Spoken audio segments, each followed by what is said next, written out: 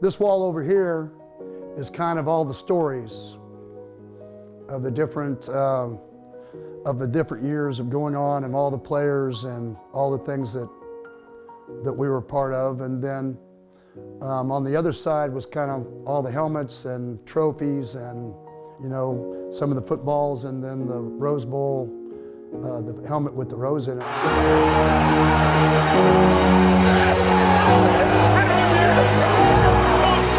There it is. Andy Dalton and TCU win the Rose Bowl.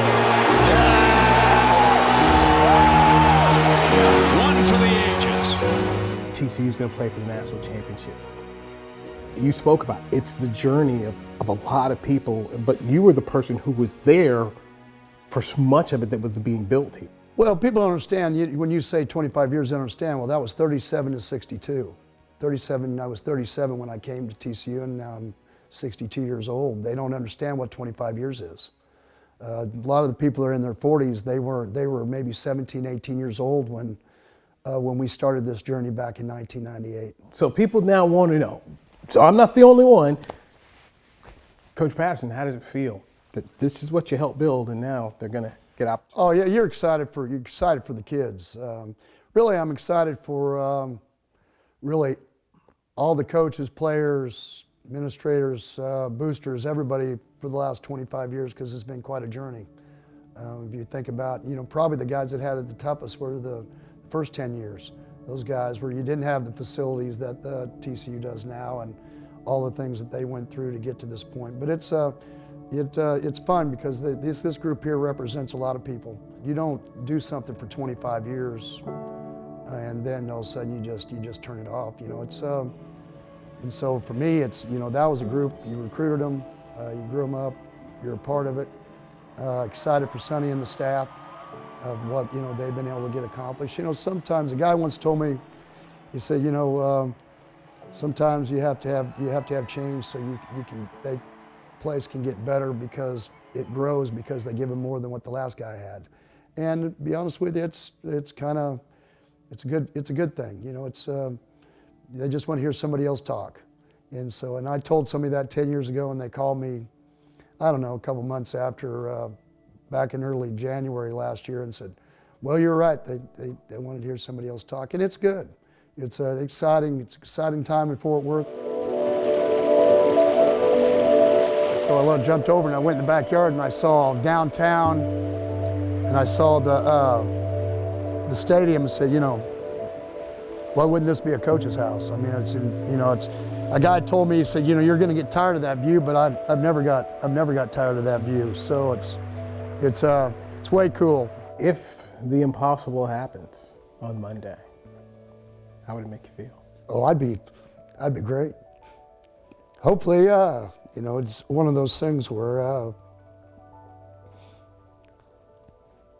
again, I go back to, not just those guys, but, you know, if you think about all the fans, all the money sitting in the stands, doing all the things that people have done to put themselves in a position where they can be a part of it. I think that's, it's been a long journey. It really has. You're emotional. Really, the first time I've really talked about it in public. I mean, it's just, it is what it is, so. It's your life's work. It's a lot of, let me say this, it's a lot of his life's work. It's Kelsey's, it's a lot of people have been a part of it.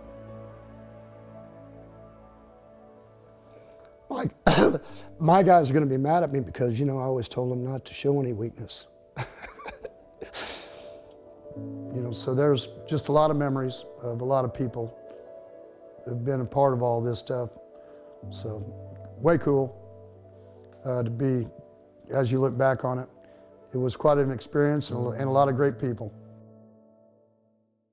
Time to tell it like it is about the Texas A&M football program. This Sunday morning, they fired another head football coach. It's no surprise Jimbo Fisher is out. Down in Aggie Land, all they do is eat their own football coaches. The last coach that left Texas A&M on his own was Bear Bryant after the 1957 season. We should all hope to find a company willing to give us $76 million to go away and not coach. That's right. Jimbo Fisher is owed $76 million. His contract calls for the school to pay out $19.2 million in 60 days. After that, he's going to have to scrape by on $7.2 million a year until 2031. We've never seen a payout like this in college football. Don't ever tell me that you're against paying the kids, not when you have Texas A&M buying out the head coach at $76 million. And don't be mad at Jimbo Fisher. Be mad at the Texas A&M Board of Regents and boosters who foolishly paid him. They got played back in 2021 because they were scared Fisher might leave to coach at LSU. And I don't get it. It wasn't like he ever won the SEC title. He hadn't even won his own division at that point for the Aggies. Texas A&M has a stadium that seats over 100,000 diehard fans. The facilities are top-notch. They are located in the talent-rich Lone Star State for recruiting. Everything a coach needs to win a national title is at Aggieland right now. So if Jimbo Fisher wanted to go east to LSU, they should have let him go. Not get scared and extended to a 10-year deal for $95 million like they did 2 seasons ago. Have some doggone pride, folks. Like Beyonce once sang, you must not know about me, because I can have another you by tomorrow. There's something wrong with this program. They keep firing and hiring coaches. They keep giving out extensions to guys, even though they can't win the SEC West. Something is amiss at this school. Is it the inferiority complex they have about the Texas Longhorns? Is it the leadership at the top? Do they have too many big-time donors to answer to? Have they paid out too much cash to kids on NIL deals that don't truly love being Aggies? I don't know, but something is wrong. If they can ever fix it, Texas A&M will be a monster in college football. Until they do, they will just keep eating their own and paying coaches to go away and wondering if they will ever make it to the college football playoff. The hat says it all.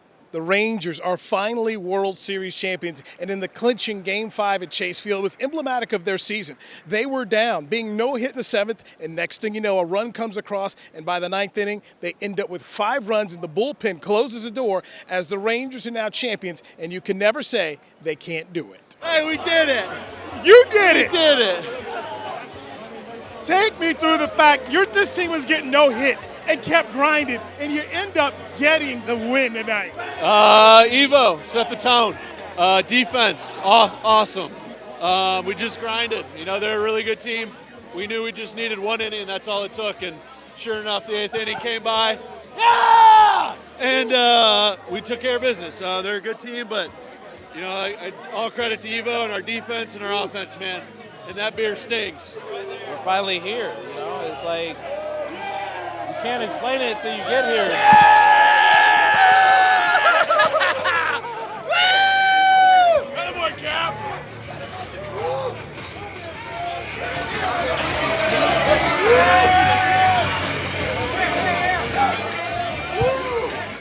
So proud of this team, the group effort.